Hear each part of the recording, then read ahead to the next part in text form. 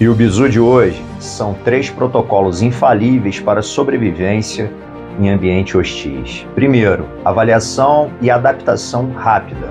2, manutenção da calma e foco. 3, persistência e criatividade. Dominando essas etapas, você estará preparado para lidar com os desafios mais extremos que a vida selvagem e os ambientes hostis podem apresentar. Lembre-se, a sobrevivência não é apenas sobre vencer os perigos externos, mas também sobre manter a força interior e a esperança de um futuro melhor. Montanha